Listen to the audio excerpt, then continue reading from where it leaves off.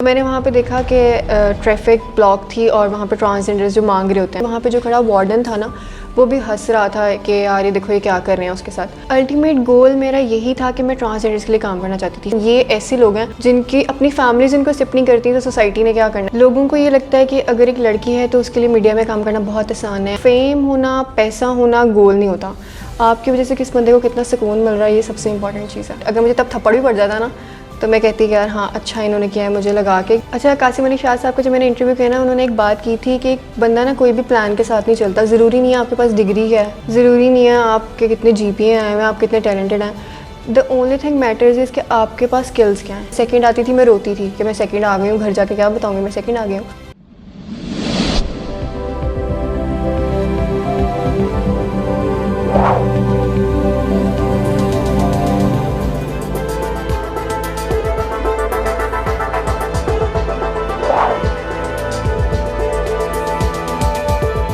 अस्सलाम वालेकुम नाजरीन, शेयरिंग ऑफ प्रोफेशनल विजडम के साथ मैं हूं अली रहमान खालिद। आज जो मेहमान हमारे साथ मौजूद हैं वो एक स्ट्रगलिंग एंकर हैं।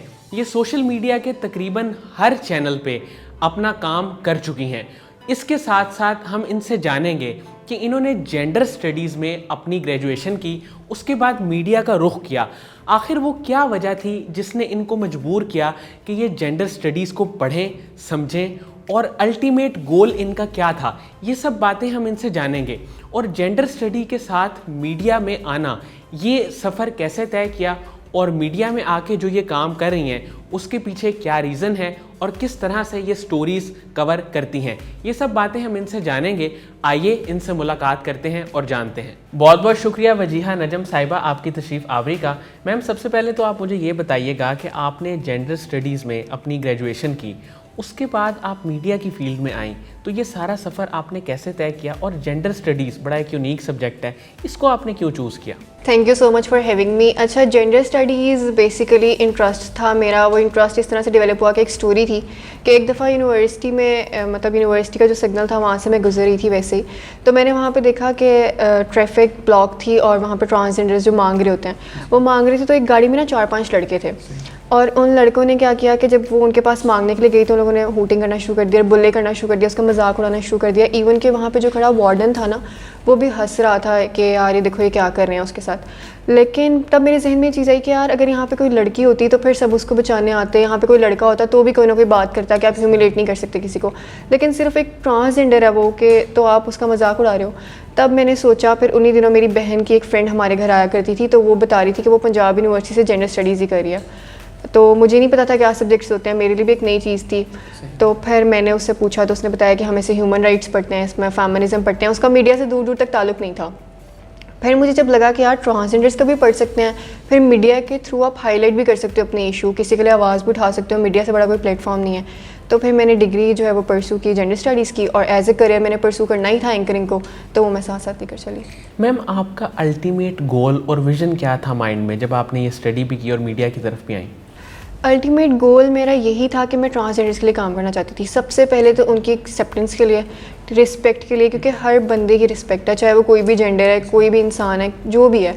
तो मेरा गोल यही था कि मैंने लोगों के लिए कुछ ना कुछ करना है। तो फिर जब मैंने देखा कि यार लड़कियों के लिए भी कोई ना कोई आवाज़ उठाता है, उनके साथ कुछ होता है सोसाइटी में, लड़कों के लिए भी कोई ना कोई आवाज़ उठाता है, लेकिन ये ऐसे लोग हैं जिनकी अपनी फैमिलीज उनको एक्सेप्ट नहीं करती, तो सोसाइटी ने क्या करना है, तो उनके लिए मैं कुछ करूँगी। मैम, आप मीडिया पे मोटिवेशनल स्टोरीज़ को कवर करना ज़्यादा पसंद करती हैं, इसके पीछे क्या रीज़न है? इसके पीछे रीज़न ये है कि जब आप मोटिवेशनल स्टोरीज़ करते हो, एक तो आप खुद बहुत सीखते हो, आप पॉजिटिव होते हो। आप कभी कभी ऐसा होता है कि इंसान लो फील करता है जब वो किसी ऐसे बंदे को देखता है कि वो ज़िंदगी में कुछ ना कुछ अचीव कर रहा है, तो उसका दिल करता है कि यार अगर ये कर सकता है तो फिर मैं क्यों नहीं कर सकता। इसलिए इसकी एक वजह ये भी है। दूसरी वजह ये भी है कि अगर हम व्यूज़ के हिसाब से देखें तो मोटिवेशनल स्टोरीज़ को लोग इतना नहीं देखते, एंटरटेनमेंट को देखना ज़्यादा पसंद करते हैं, क्राइम स्टोरीज़ देखते हैं कि क्या हुआ, कहाँ पे हुआ।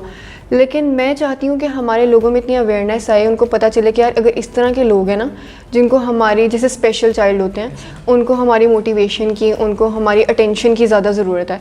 हम उनको अटेंशन दें, उनको इनकरेज करें, ताकि उनको पता हो कि यार वो स्पेशल हैं और एक्स्ट्रा ऑर्डिनरी ब्रिलियंट भी हैं। मैम, अब तक आप सोशल मीडिया के किन किन चैनल्स में काम कर चुकी हैं? अच्छा, मेरे ख्याल में तो मैंने कोई चैनल नहीं छोड़ा। उर्दू पॉइंट पे काम कर चुकी हूँ मैं, NTV पे काम कर चुकी हूँ मैं, NPG मीडिया पे काम कर चुकी हूँ मैं, सोशल पाकिस्तान पे, मैं नेशनल पॉइंट पे, तकरीबन हर चैनल घूमा है मैंने। मैम आपने बेशुमार पर्सनैलिटीज़ के इंटरव्यू किए हैं, कोई ऐसा इंटरव्यू जो आपके दिल के बहुत करीब हो या आपको बहुत पसंद हो? मैंने इंटरव्यू किया था अली ज़रियून साहब का। मुझे वो इंटरव्यू बहुत पसंद था। मुझे वो इंटरव्यू मैं जब भी देखती हूँ ना, मैं बहुत कम अपने इंटरव्यूज़ देखती हूँ, लेकिन जब मैं उनका इंटरव्यू देखती हूँ तो मैं बार बार उसे पूरा देखती हूँ। उसके पीछे रीज़न ये है कि मैं अदब वाली बंदी नहीं हूँ, मुझे इतना शायरी वगैरह का नहीं पता, लेकिन मैंने फ़र्स्ट टाइम किसी ऐसे बंदे का इंटरव्यू किया था जो बहुत बड़े शायर हैं और लोग उनको बहुत पसंद करते हैं। इवन कि मुझे याद है कि जब वो इंटरव्यू करने के लिए ऑफिस में अंदर एंटर हुए थे ना, तो उन्होंने मुझसे आगे पूछा कि आपने मेरा इंटरव्यू करना। मैंने कहा जी। कहते आप बहुत मासूम हो। मैंने कहा सर मैं कर लूँगी। और जब मैंने इंटरव्यू कर लिया तो उनका मुझे मैसेज आया स्पेशली कि लोगों ने बहुत पसंद किया उस इंटरव्यू को और वो बहुत अच्छा इंटरव्यू था, तो इसलिए। मैम मुझे ये बताइएगा कि अगर हम डिजिटल मीडिया या सोशल मीडिया की बात करें तो इसमें जब आपने कदम रखा, सबसे मुश्किल आपको कहाँ पे फेस करनी पड़ी? अच्छा, बहुत से चैलेंजेस थे। लोगों को ये लगता है कि अगर एक लड़की है तो उसके लिए मीडिया में काम करना बहुत आसान है, उसके लिए प्लेटफॉर्म ज़्यादा हैं, उसके लिए अपॉर्चुनिटीज़ ज़्यादा हैं। ऐसा कुछ भी नहीं है।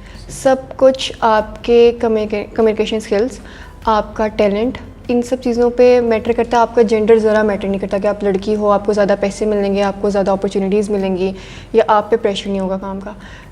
आप देखें कि 7-7 घंटे भी अगर हम लगे हुए ना स्टोरीज़ ढूंढने में, एक दिन में हमें 3 स्टोरीज़ भी करनी पड़ी हैं तो हम जाते हैं। कोई फ़र्क नहीं पड़ता एरिया कैसा है, बहुत ज़्यादा बैकवर्ड एरिया है, कैसे लोग हैं वहाँ पे, वो क्या कर रहे हैं, कोई फ़र्क नहीं पड़ता। बहुत ज़्यादा मेहनत करनी पड़ती है और मुझे लगता है लड़कियों को लड़कों की निस्बत ज़्यादा मेहनत करनी पड़ती है, क्योंकि लड़के आपको पता है बाहर जाते हैं, हर तरह के माहौल में एडजस्ट कर लेते हैं। लड़कियों के लिए मसला है धूप है तो मसला है, छाँव है तो मसला है, बारिश है तो मसला है। इवन कि रमज़ान में मैं आपको बताऊँ ऐसा होता था कि हम इंटरव्यूज़ से फ्री होकर आ रहे होते थे तो मगरिब की अज़ान रास्ते में हो जाती थी। हम रोड पे रोज़ा अफ्तार करते थे कि हमें पता होता था हमने अपनी स्टोरीज़ करनी है, तो बहुत मुश्किल काम है। मैम मुझे ये बताइएगा कि आप स्टोरीज़ कैसे सेलेक्ट करती हैं, उनका क्राइटेरिया क्या होता है और फिर उसमें आगे प्रोसीजर क्या चलता है जिसके बाद आप इंटरव्यू के लिए सिलेक्शन कर लेती हैं? स्टोरीज़ मैं इस तरह से अरेंज करती हूँ कि मैं आसपास चीज़ें ऑब्जर्व करती हूँ। मेरे घर वाले भी कहते हैं जब मैं कहीं बाहर भी जा रही होती हूँ ना, तो मुझे कोई बंदा लग रहा होता है ना कि यार ये गैर मामूली चीज़ है या ये तो हम देखते नहीं हैं, तो मैं कहती हूँ मामा स्टोरी, पापा स्टोरी, रुक जाए गाड़ी रोके, मैं उससे बात करती हूँ, उससे पूछती हूँ मैं उसका इंटरव्यू कर सकती हूँ। तो इस तरह स्टोरीज़ जो हैं वो मिलती हैं। फिर उन लोगों को कन्विंस करना सबसे मुश्किल चीज़ होती है। आपको पता है हर बंदा कैमरा पे नहीं आना चाहता, तो इसी तरह फिर उनको कन्विंस किया जाता है, फिर उनके पास इंटरव्यू के लिए जाया जाता है। इस तरह से होती है। मैम आपके फ्यूचर गोल्स क्या हैं? फ्यूचर में आपके क्या क्या टारगेट्स हैं जिनको आप अचीव करना चाहती हैं? अच्छा, एंकरिंग की अगर बात की जाए तो मैं इसको एज ए करियर ही परस्यू करना चाहती हूँ।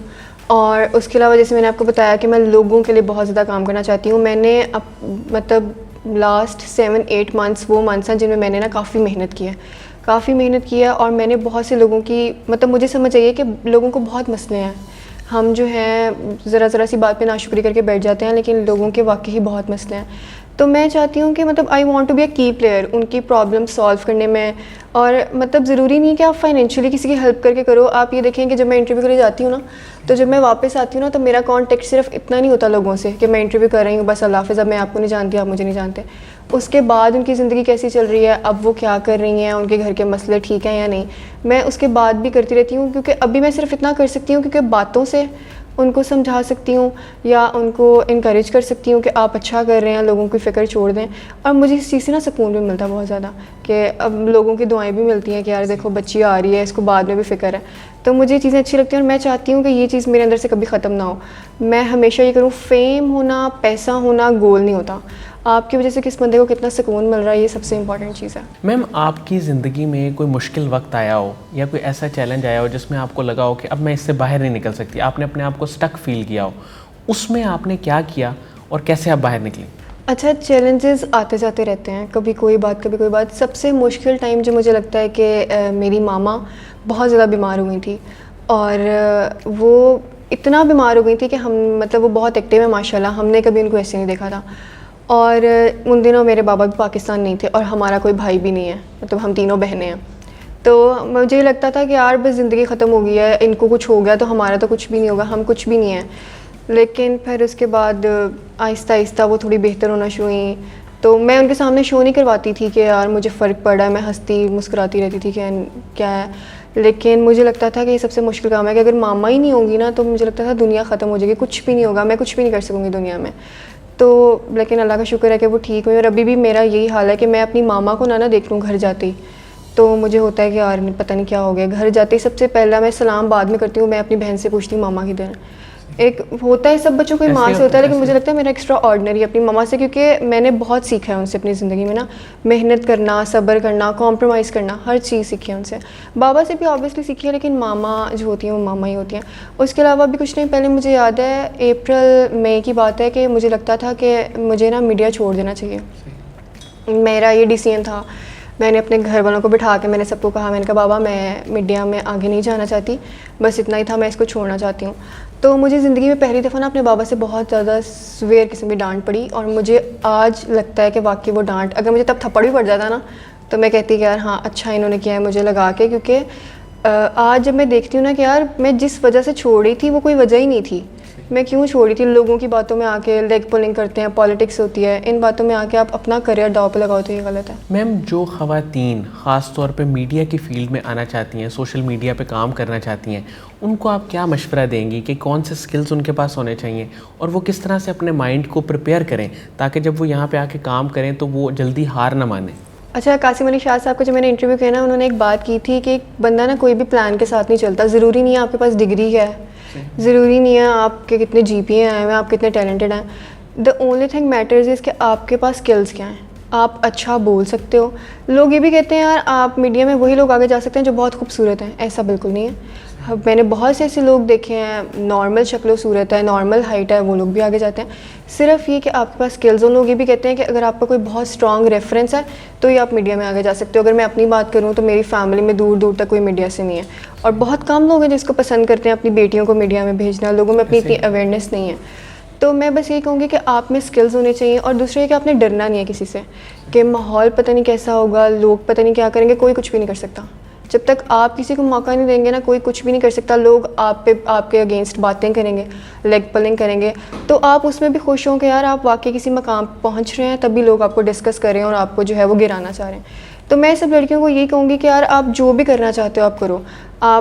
मैंने जेंडर स्टडीज़ की, कोई सोच भी नहीं सकता था जेंडर स्टडीज़ करके मैं मीडिया में आऊँगी, ठीक है, लेकिन स्किल्स हैं, मैं करना चाहती थी, मेरा शौक़ था, मेरे फैमिली वालों की सपोर्ट थी, तो मैंने कर लिया। तो मैं कर सकती हूँ, तो मेरे ख्याल में हर बंदा कर सकता है। मैम, हर इंसान की कोई ना कोई इंस्पायरेशन होती है, आपकी सबसे बड़ी इंस्पायरेशन कौन है? इंस्पायरेशन मेरी अपनी मामा है। मैंने शुरू से उनसे बहुत सीखा है। मतलब ज़िंदगी में लोगों को कैसे डील करना है, किन बातों को सर पे सवार करना है, किन बातों को सर पे सवार नहीं करना। और ये चीज़ें मुझे अब आके रियलाइज़ हुई हैं कि जब मैं छोटी थी तो ऐसे होता था कि मेरी मामा बहुत ज़्यादा स्टडीज़ को लेके ना हो जाती थी, पढ़ाई पे ध्यान दो, अभी भी वो मुझे कहती हैं अगर तुमने MPhil में एडमिशन नहीं लिया तो ये एंकरिंग वैंकरिंग मुझे नहीं चाहिए, पढ़ो ही पढ़ो। उनके लिए डिग्री बहुत मैटर करती है। तो बचपन में बहुत डांट पड़ती थी। इवन कि मेरे टेस्ट में मार्क्स कम आते थे ना, तो मैं टेस्ट छुपा देती थी कि इनको पता चल गया। मैं सेकंड आती थी, मैं रोती थी कि मैं सेकंड आ गई हूँ, घर जाके क्या बताऊँगी मैं सेकंड आ गई हूँ। लेकिन अब मैंने सीखा है कि यार अगर वो मुझे तब रोकती थी या डांटती थी ना, तो उसमें बहुत बेहतरी थी। फिर उन्होंने ज़िंदगी में जो जो चीज़ें देखी, उनसे अब मैं सीखती हूँ कि यार इन्होंने ये चीज़ें देखी हैं, इन्होंने ये फ़ेस किया है। आगे ज़िंदगी में अगर मुझ पर मसला आता है तो मैंने इसको कैसे करना है, कि अगर मेरी माँ ने ऐसे कर लिया तो मैं भी उनकी बेटी हूँ, अगर वो कर सकती है तो मैं क्यों नहीं कर सकती।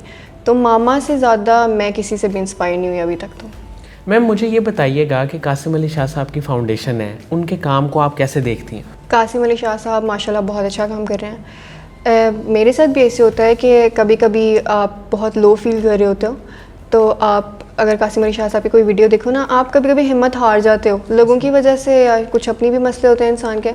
तो आप कोई एक बात उनकी ऐसी होती है कि जो आपको ना, वो होता है ना गूज बम्प्स देना और मोटिवेट करना, कनेक्ट कर फिर हाँ कि नहीं भाई कर सकते हो, क्यों हिम्मत हार के क्यों बैठना।